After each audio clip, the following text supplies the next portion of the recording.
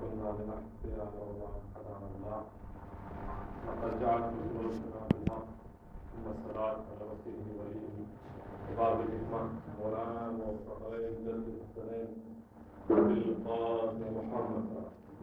اللهم صل على محمد وآل محمد. سيدنا الطاهرين المعصومين ورحمة الله على أعمال المسلمين من ليلنا هذا إلى قيام يوم الدين.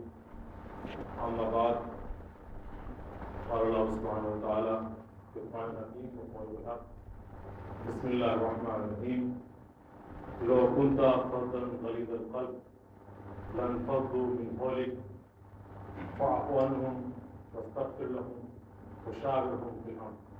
الصلاة على محمد وعلى آله اللهم صل على محمد وآل محمد. محمد علیم ریاض حسین اور امیر فاطمہ اور آپ کو بسم اللہ الرحمن الرحیم.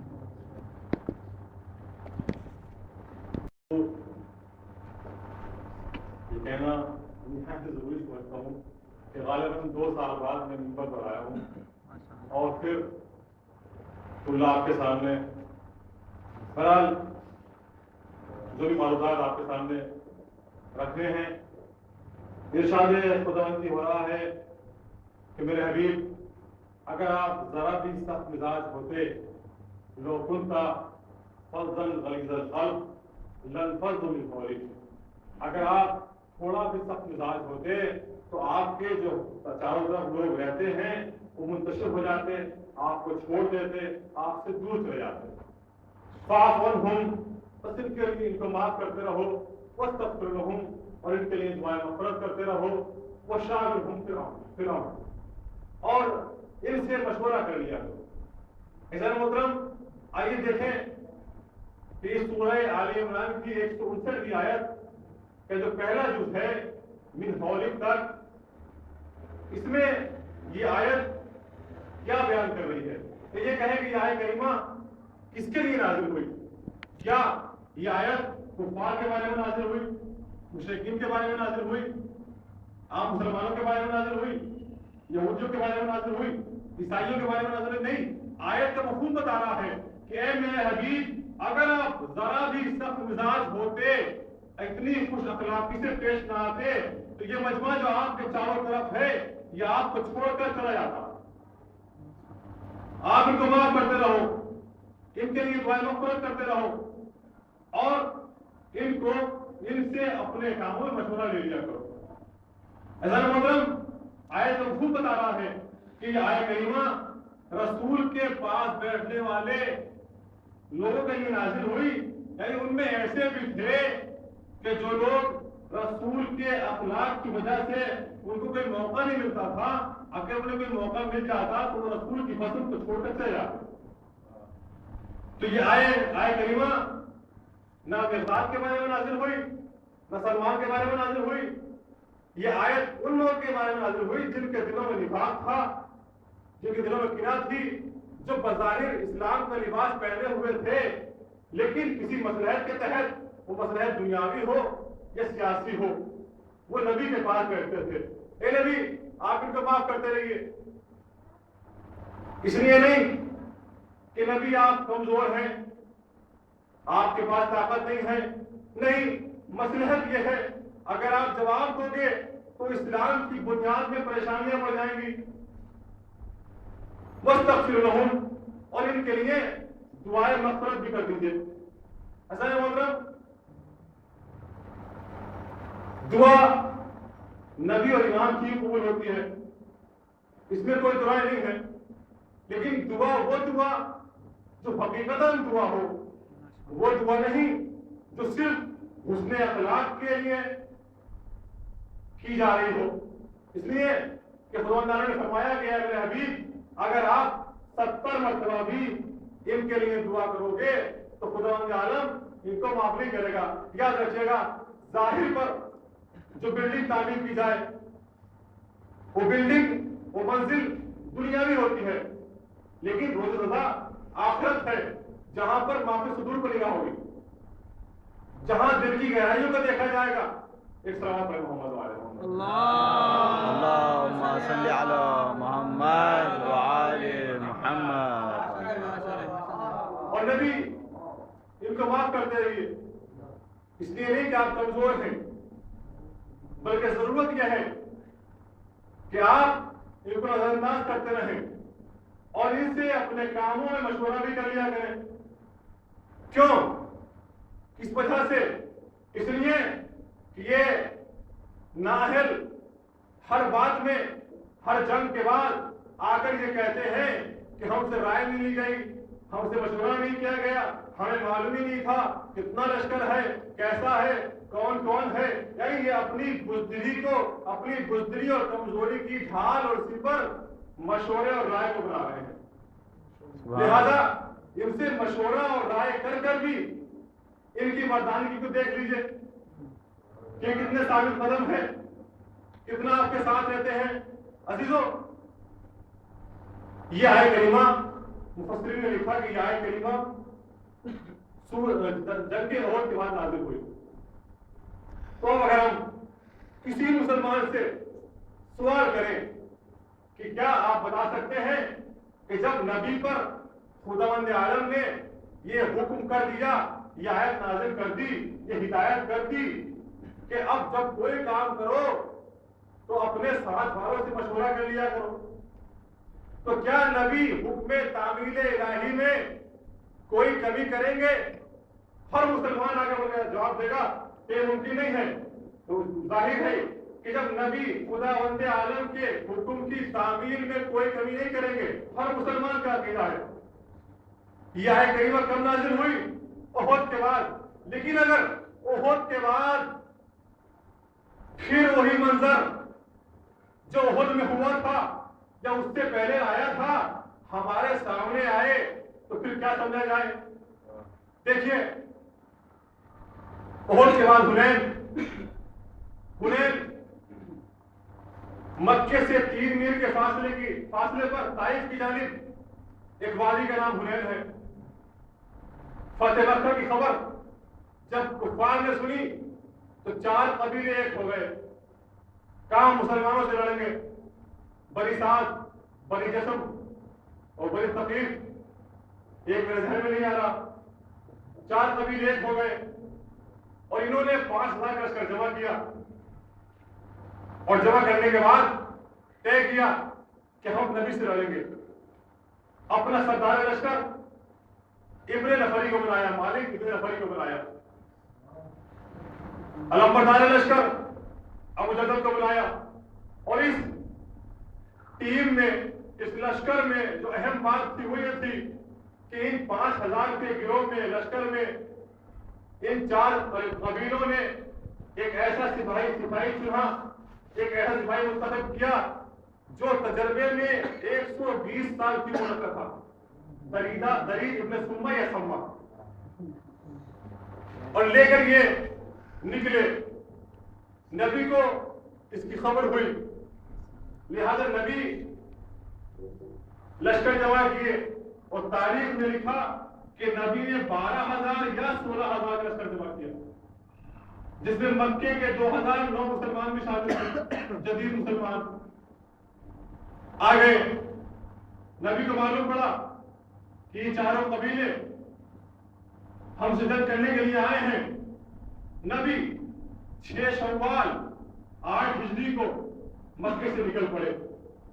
غور کیجئے گا کہ نبی کے پاس 12,000 یا 16,000، 2 روایتیں، آپ اس سے پتہ جانتے ہیں، 2 روایتیں کا لشکر ہے. نبی نکلے.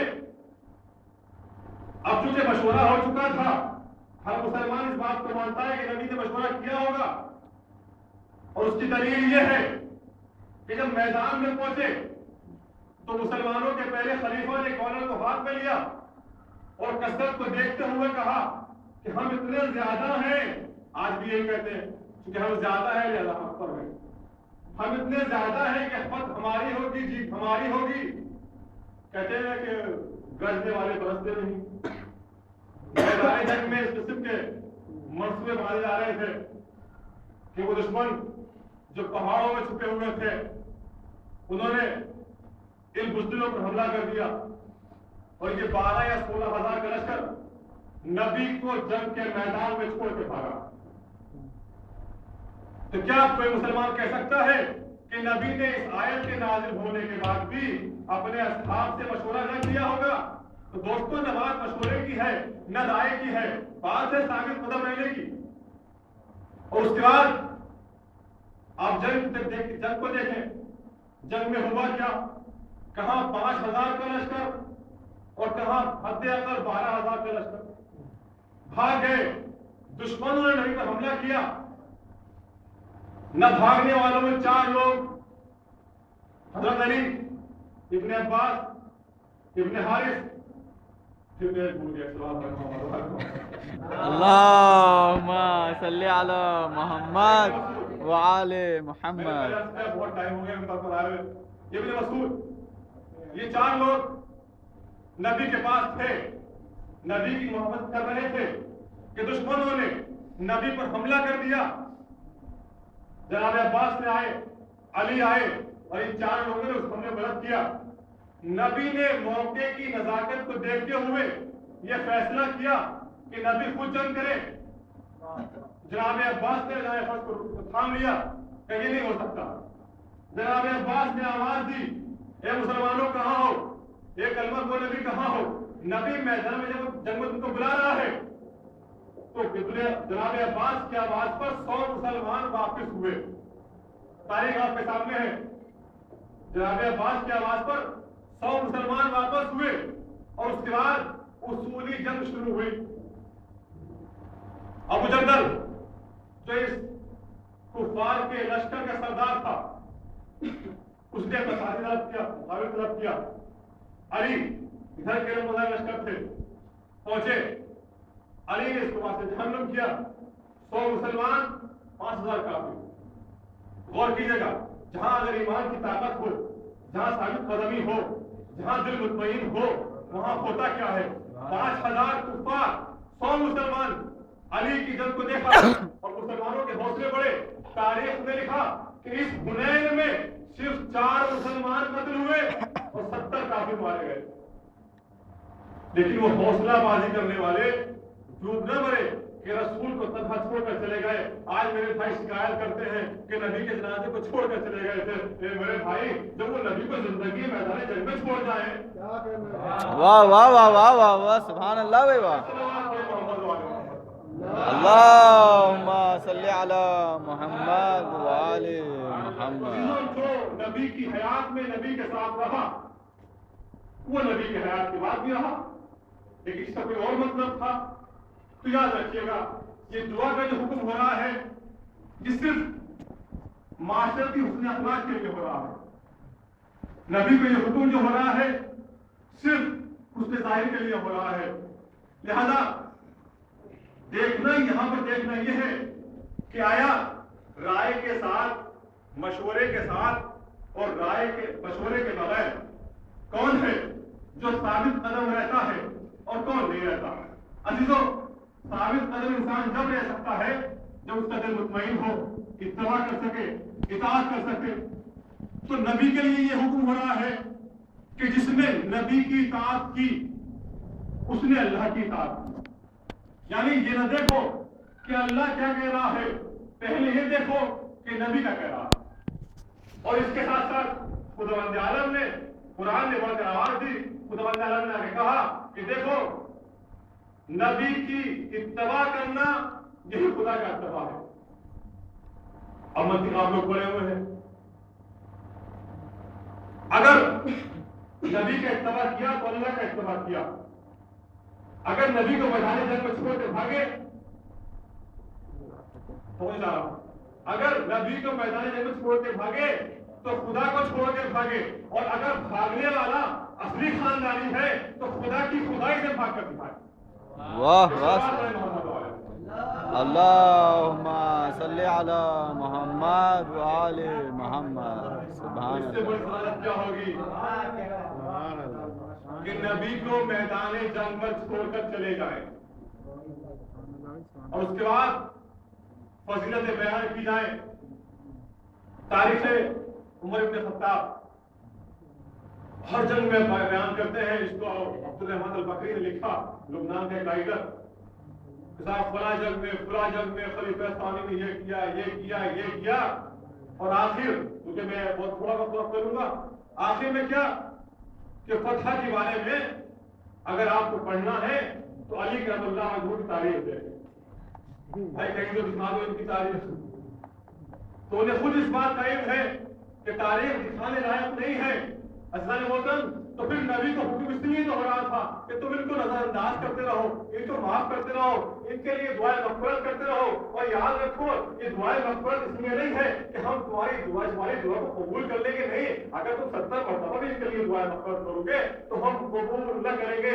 یاد رکھیے نبی کے ہر قول و فعل کی ضمانت خداوند عالم نے یہ کہہ کر لی ہے کہ میرا حبیب جب تک کلام ہی نہیں کرتا, جب تک کہ میری وحی نہ ہو جائے, تو نبی کے قول کی ضمانت یہاں پر ہے اور اتباع کہہ کر وہاں پر ضمانت لی ہے. تو اتباع قول و فعل کی ضمانت رسول کی خداوند عالم نے لے لی ہے. تو اب انسان اگر اتباع نہیں کرتا, اطاعت نہیں کرتا, تو وہ ہمیشہ پریشان رہے گا. یہ سمجھا یہ جائے کہ نبی کو کیا نبی کی نبوت کو پہچان ہی نہیں پائے. اور اس کی دلیل یہ ہے 1423 ہجری میں خادمین حرمین شریفین نے قرآن شریف اردو زبان میں چھاپا تفسیر کے ساتھ. باقاعدہ اتنا موٹا اچھی چیز بنی ہوئی ہے, اچھا کام ہے. لیکن قرآن کو نہ سمجھنا, اہل بیت کو نہ سمجھنا, یہاں تک کہ اللہ کو نہ سمجھنا. بھئی گناہ گار جائے گا جہنم میں, تو اگر خدا ہر دن مسجد کی رضا پر اپنی ٹانگ جہنم کو دے دے تو ٹانگ کے بارے میں کیا خیال ہے؟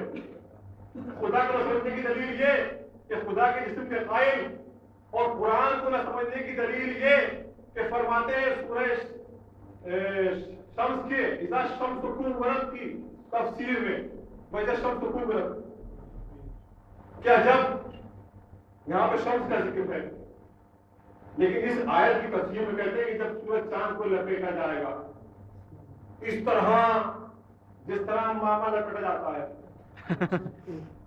اور اس کے بعد خداوند عالم چاند اور سورج کو جہنم میں پھینک دے گا. بھائی کیوں, کیا ذنب کیا, کیا گناہ کیا؟ تو لکھتے اس لیے تاکہ وہ مشرکین ذلیل و خوار ہو جائیں جو اس کی پرستش کیا کرتے تھے. عزیزو, ظلم انسانوں نے کیا, چاند اور سورج نے جو ظلم نہیں کیا. انہوں نے آ کر نہیں کہا کہ ہماری پرستش کرو, ہماری پوجا کرو, لیکن آپ کی بات سے ایک بات سمجھ میں آتی ہے کہ اگر کوئی شے اس لائق نہ ہو کہ اس کو یہ کہا جائے کہ تم اللہ ہو, تم خلیفہ ہو, تم فلان ہو, یعنی اگر کسی غیر مستحق کو یہ کہا جائے کہ تم یہ ہو تو وہ جہنم کے لائق ہوتا ہے. واہ بھائی واہ, سبحان اللہ. کرنے لائق ہو کہ نہ ہو. ایک صلوات پڑھیں محمد والے. اللہم صلی علی محمد وآل محمد. سبحان اللہ, سبحان اللہ. ظاہر محترم کل وقت ہو گیا ہوگا. ایک صلوات پڑھیں محمد والے. اللہم صلی علی محمد وآل محمد. 1 2 3 پہ لعنت بے شمار. محمد والے اللہم صلی علی محمد وآل محمد. ظاہر محترم یاد رکھیے نبی کو نہ سمجھنے کی دلیل کہ نبی پر عصیان کا الزام,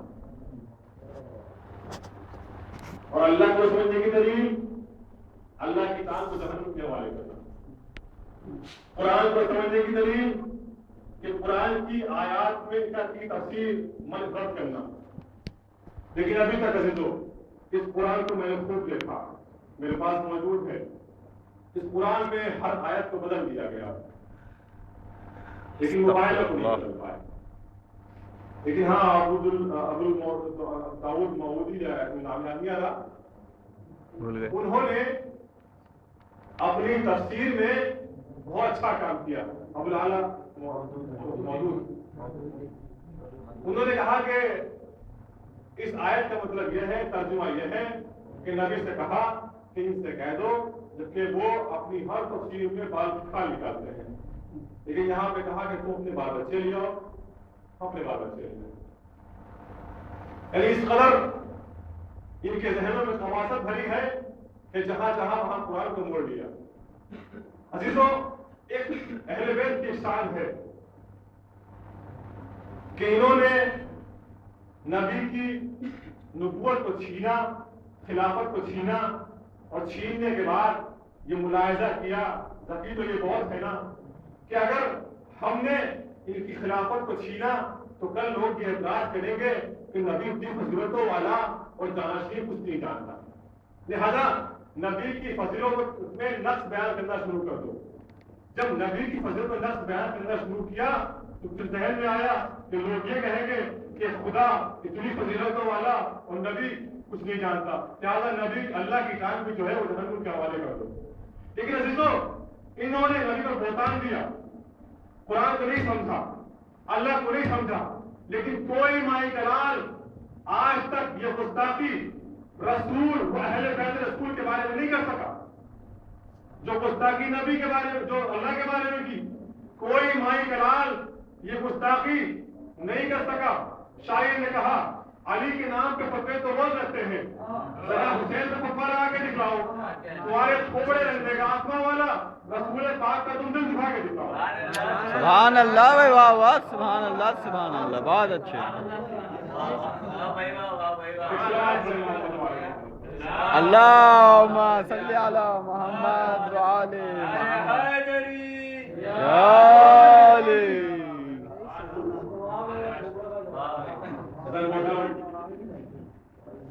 आज की शब्द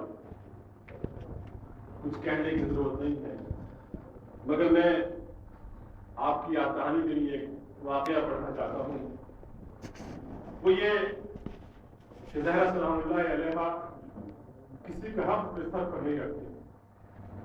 कूफे का वाकया, 29 जिल्हज को बेटा मर गया, बेटे को रो रही थी कि मुहर्रम का चांद दिखा, बेटे को रोना ये कहकर छोड़ दिया, ये मेरे लाल, आज मैं फातिमा के नाम का मातम करूं, मेरे नाम के मातम, मेरा मातम करूं।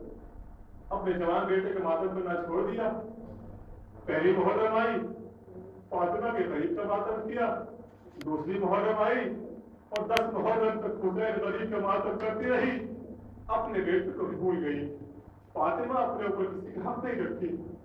जब 11 मुहर्रम आई तो माँ फिर माँ होती है, अपने बेटे की याद आई, एक मुतमरिदा उठाई, जब की कब्रिस्तान में पहुंची, जाकर क्या देखा, इससे पहले कोई सियाहपोश बीबी इसके बेटे की कब्र पे करी, हाय मेरे लाल। मौसम आगे बढ़ी, जाकर कहा, बीबी ए मोमिना, तुझे धोखा हो गया, मुगालता हो गया, कि मेरे बेटे की खबर है जो मुझसे बहुत उससे पहले जुदा हो गया, मेरा अकेला बेटा, मेरा इकलौता बेटा। सियाहपोश बीबी कहने लगी, ए मोमिना, ये कैसे हो सकता है कि तूने 10 दिन मेरे बच्चे का मातम किया और मैं तेरे बच्चे का अजीजों बहुत गिरिया करो। ये वो फातिमा जिसके घर में आज अंधेरा है, आज ज़ैनब कलसूम पर क्या गुजर रही है, हुसैन पर क्या गुजर रही है, हसन पर क्या गुजर रही है।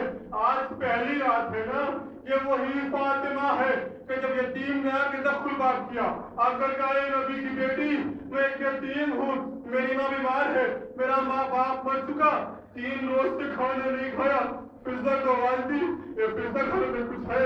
फिजा ने कहा, बीवी 3 रोज से हसनैन भूखे हैं, उम्मे कुलसूम भूखी है, ज़ैनब भूखी है, नहीं मेरे घर में यतीम आया है, अली को बुलाओ। अली को बुलाया गया, ए अली कुछ इंतजाम करो, यतीम का पेट भर दो। अली खामोश थे। फातिमा हुजरे में पहुंची, चादर लेके आई, ए अली इसको गिरवी रख दो, यतीम का पेट भरो। अली पहुंचे, चादर को गिरवी रखा, कुछ अनाज लिया, फिजा ने चाहा इसको पीस दे, ए फिजा इस यतीम की खिदमत फातिमा को करने दे, इस ज़हरा को करने दे।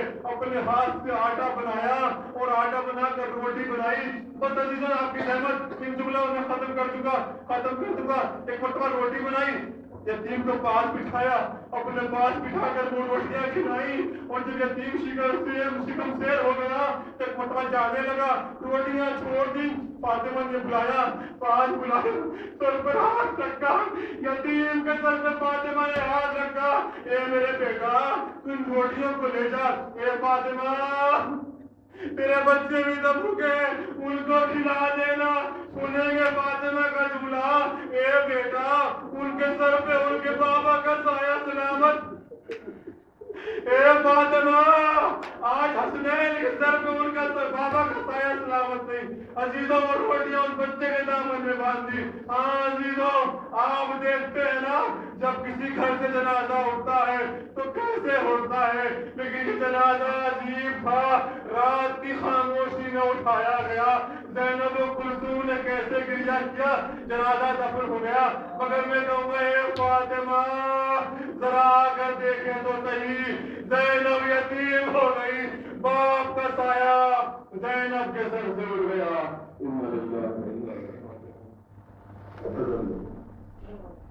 एक मरतबा सूरह तुम और 3 मरतबा सूरह इखलास की तिलावत जो हम लोग नहीं पढ़ा,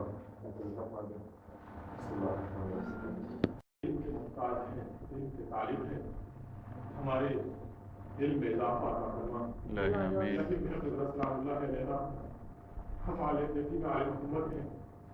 हम इस लायक नहीं हैं कि मोहम्मद वाले मोहम्मद किस तरह कर सके, हम इस लायक बना हम किस तरह कर सके। इलाही जो मोहताज हैं उनकी मोहताजी दूर करना, इलाही जो बेवलाद हैं जो हमारे साथ हैं उनको औलाद तगीना अदा करना, इलाही हमारे करबला जो लोग बीमार हैं उनकी बीमारी को दूर करना, उनको शिफा याब अता करना। इलाही सलाम अलैहा आप कोई गम न दे सिवाय मोहम्मद वाले मोहम्मद के। इलाही हमारे आइम्मा वक़्त की रोज़े को ताबीर करा दे, अब सारे इम्तिहान दे, हमारी माँ के को ताबीर करना। इलाही जो लोगों ने इस अज़ा में शिरकत की है किसी भी लिहाज से उनके अमाल को कबूल फरमा, उनके इजाज़त अता फरमा।